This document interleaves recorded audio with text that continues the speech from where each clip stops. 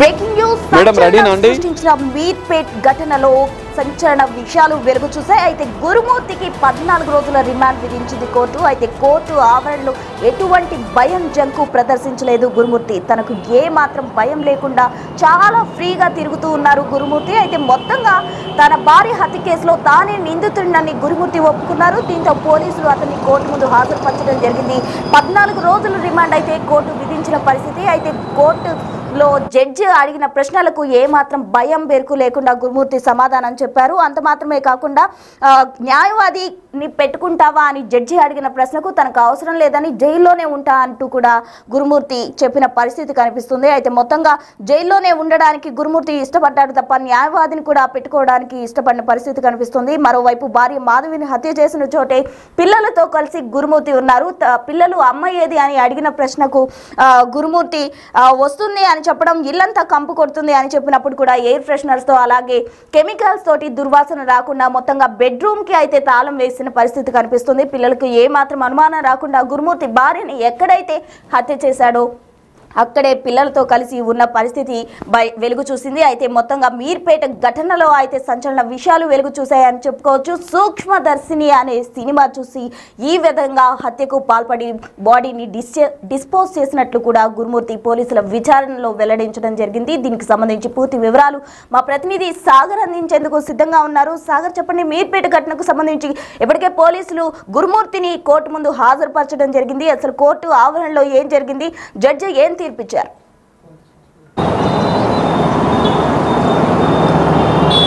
ప్రస్తున మీర్పేట్ వెంకటమాధవి సంచలనం సృష్టించినటువంటి వెంకటమాధవి హత్య కేసులో గురుమూర్తి రిమాండ్ విధించిన సందర్భంలో కూడా కోర్టు హాల్లో కూడా కొన్ని విస్తుపోయే విషయాలు కూడా బయటకు వస్తున్నాయి. ఎందుకంటే గురుమూర్తి సొంత భార్యని అతి కిరాతకంగా దారుణంగా ముక్కలు చేసి హత్య చేసి ఆనవాళ్లు లేకుండా చేసిన ఈ కేసులో గురుమూర్తిని పోలీసులు రిమాండ్ తరలించిన సందర్భంలో కూడా ఇటు పోలీసులు తరలించే సందర్భంలో కూడా ఆయన ధైర్యంగా ముందుకు వెళ్తూ కోర్టు హాల్లో కూడా చాలా ఫ్రీగా తిరుగుతూ కోర్టు అడిగిన ప్రశ్నలకు కూడా తన సులువుగా ధైర్యంగా ఎలాంటి భయం లేకుండా సమాధానం చెప్పినట్టుగా కూడా ఈ సంచలన విషయాలు కూడా బయటకు వస్తున్న పరిస్థితి కూడా కనిపిస్తుంది. అయితే 14 రోజుల రిమాండ్ విధించింది. రంగారెడ్డి 6వ అదనపు జ్యుడిషియల్ ఫస్ట్ క్లాస్ మెజిస్ట్రేట్ అడిగిన ప్రశ్నలకు కూడా తాను సమాధానం ఎలాంటి భయం లేకుండా చెప్పాడు. పోలీసులు ఏమైనా ఇబ్బంది పెట్టారంటే పోలీసులు నన్ను ఏమీ కొట్టలేదు, పోలీసులు వైద్య పరీక్షలు నిర్వహించిన అనంతరమే నన్ను తీసుకొచ్చారని చెప్పారు.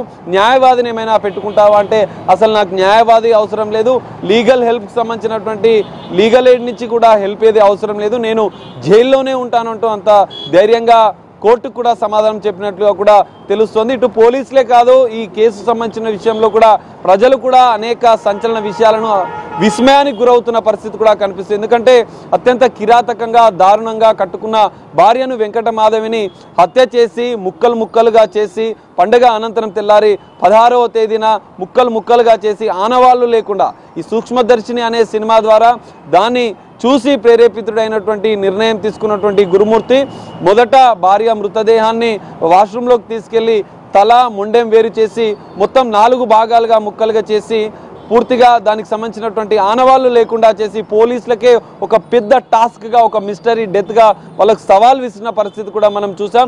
దాదాపు 15 రోజులు దర్యాప్తు చేసిన పోలీసులు ఎట్టకేలకు కొన్ని సాంకేతిక ఆధారాలను కేసులో సేకరించారు.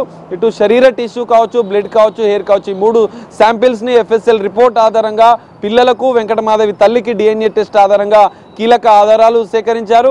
ఇటు హత్యకు వాడినటువంటి వస్తువులను కూడా ఈ కేసులో ఎవిడెన్స్గా కూడా పోలీసులు కోర్టు ముందు ప్రవేశపెట్టారు. అయితే కోర్టు ముందు ప్రవేశపెట్టిన సందర్భంలో కూడా ఇలాంటి విస్తుపోయే అంశాలు బయటకు వచ్చాయి. అంటే రాచకొండ కమిషనర్ సుధీర్ బాబు ప్రెస్ మీట్లో కూడా ఇంత దారుణమైనటువంటి నరహంతకుని రాక్షస రూపమైనటువంటి గురుమూర్తి ఇంత దారుణంగా హత్య చేశాడని మేము కూడా ఊహించలేము, అసలు హత్య జరిగిన తీరుని కూడా మేము పూర్తిగా వర్ణించలేకపోతున్నామంటూ ఆయనే ఆశ్చర్యాన్ని కూడా వ్యక్తం చేసిన పరిస్థితి కూడా మనం చూసాం. అయితే ఇక్కడ మరో కీలక అంశం, వెంకటమాధవిని హత్య చేసిన అనంతరం కూడా 2 పిల్లలు తన సోదరి బడంగపేటలో ఉన్నటువంటి సోదరి ఇంట్లో ఉన్న 2 పిల్లలని పాప బాబును కూడా ఇటు గురుమూర్తి హత్య జరిగిన అనంతరం అత్యంత దారుణంగా కిరాతకంగా హత్య చేసినటువంటి అదే ఇంటికి జిల్లెలగూడలో ఉన్నటువంటి అదే ఇంటికి పిల్లల్ని కూడా తీసుకొచ్చినట్లుగా కూడా తెలుస్తుంది.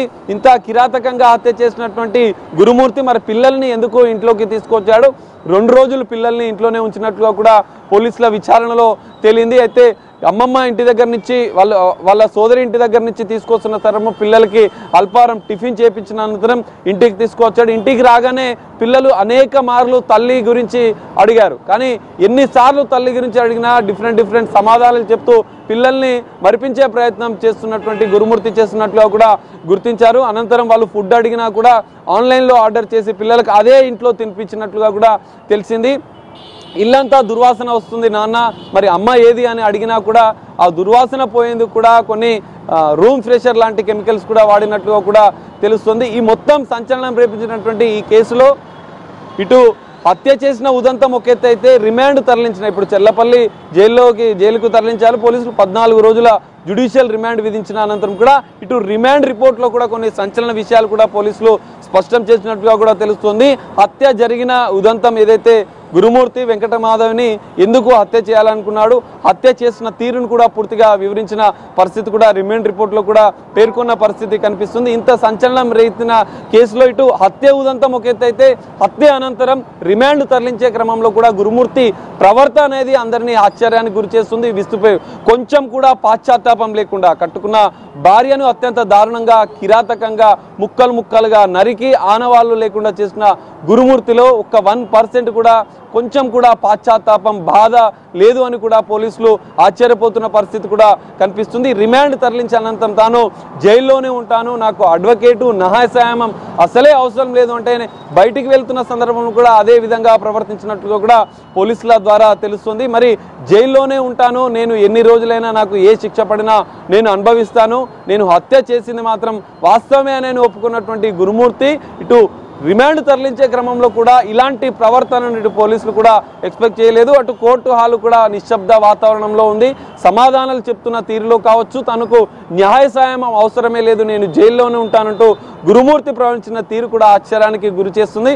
అయితే సంచలనం సృష్టించినటువంటి ఈ మీర్పేట హత్య ఉదంతం అనేది ఇంకా సస్పెన్స్ అయితే కొనసాగుతుంది.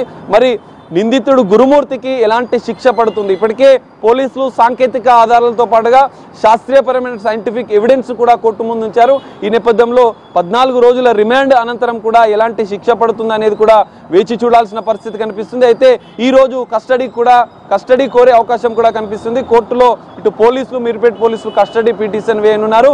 గురుమూర్తిని 10 రోజుల కస్టడీకి అడుగున్నారు. ఎందుకంటే ఇంత దారుణమైనటువంటి హత్యలో మరిన్ని ఆధారాలను సేకరించాలన్న ఉద్దేశంతో పోలీసులు ఉన్నారు. మరిన్ని కీలక ఆధారాలు సేకరించిన అనంతరం కూడా ఫాస్ట్ ట్రాక్ కోర్టు ద్వారా నిందితుడికి కఠిన శిక్ష పడే విధంగా కూడా తాము విచారణ దర్యాప్తు చేయాల్సిన అవసరం ఉందని చెప్పి పోలీసులు చెప్తున్నారు. మరి గురుమూర్తిని ఎన్ని రోజులకు కస్టడీ ఇస్తారు? కస్టడీ ఇచ్చిన అనంతరం కూడా మరిన్ని సంచలన విషయాలు ఈ కేసులో బయటపడతాయనేది కూడా మనం వేచి చూడాల్సిన పరిస్థితి అయితే కనిపిస్తుంది.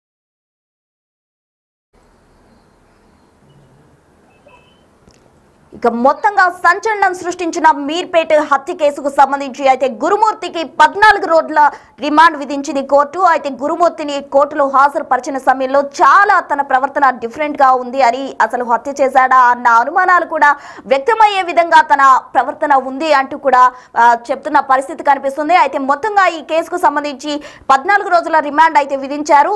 పోలీసుల విచారణలో గురుమూర్తి హత్య చేసినట్లు ఒప్పుకున్నారు. తర్వాత హత్య చేసిన ప్లేస్ లోనే తన పిల్లలను తీసుకొచ్చి వాళ్ళకి అల్పాహారం తినిపించి ఆన్లైన్ ఆర్డర్ చేసి కూడా ఫుడ్ తెప్పించి అక్కడే పిల్లల్ని ఉంచారు. అసలు గురుమూర్తి ఎందుకు పిల్లల్ని అక్కడికి తిరిగి తీసుకొచ్చాడు, 2 రోజుల పాటు తనతో ఎందుకు ఉంచుకున్నాడు అనేది కూడా తేలాల్సి ఉంది. మొత్తంగా ఈ కేసుకు సంబంధించి 14 రోజుల రిమాండ్ లో కూడా సంచలన విషయాలు కూడా వెలుగు చూసే అవకాశం కనిపిస్తుంది. దీని తర్వాత కోర్టు డెసిషన్ ఏ విధంగా ఉండబోతుంది, గురుమూర్తికి ఎటువంటి శిక్ష విధిస్తుంది, మరణ శిక్ష విధిస్తుందా లేక జీవిత ఖైదు విధిస్తుందా అనేది తేలాల్సి ఉంది.